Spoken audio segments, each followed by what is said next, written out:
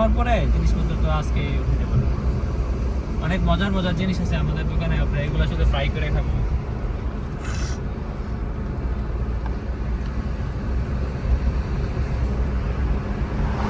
এই যে একটা বাতাস গায়ে লাগতেছে, এটা দামি আছে 20 টাকা।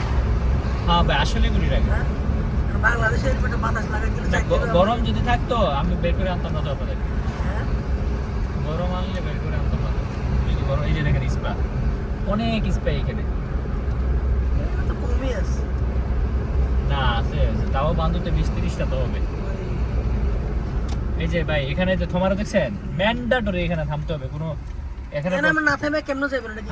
না না থাইমা যাইতে হবে না, এটা বেশি না। আগে ওইখানে একবার থামবেন, তারপরে এখানে আসবেন। আমি যদি একটু ডানে যাব, ওই যে আমার দোকানের দিকে সামনে বাসা, আপনাদের সামনে। হ্যাঁ, আর এখন যে একই রোডে বাসাটা দেখাচ্ছি, বাসাটা কোন জায়গাতে। কোরিয়াতে তো জাপান কোরিয়া সেম জায়গা সেম পরিবেশ, এই যে একটা স্পট। সব স্পা পাবো, ওই যে আরেকটা স্পা। তাও বাসা থেকে যাইতেই পড়ে।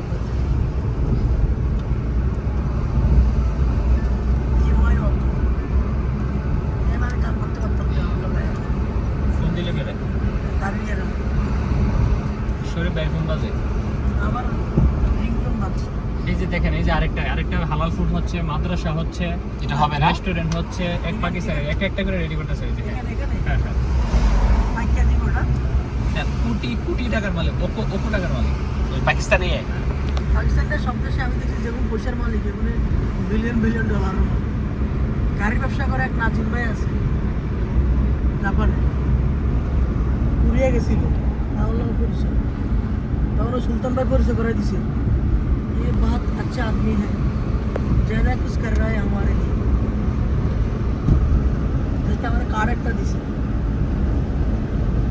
আমি তো এই বালচুল আড়াই বলেছি, কারণ পাকিস্তানি আমি মন থেকে ঘৃণা করি, তো ভালো লাগে না। খারাপ ভাই, স্বভাব চরিত্র খুব খারাপ হবে। এমনি আমি এদেরকে পছন্দ করি না মুক্তিযুদ্ধের ইতিহাসের কারণে। জাপানিগুলো যেরকম কোরিয়ানা দেখতে পারে না, আমার অবস্থা সেই। তারপরে মসজিদ মন্দিরের বিষয়টা তো আলাদা, তাই না? ধর্মীয় উপাসনালয় গেছি।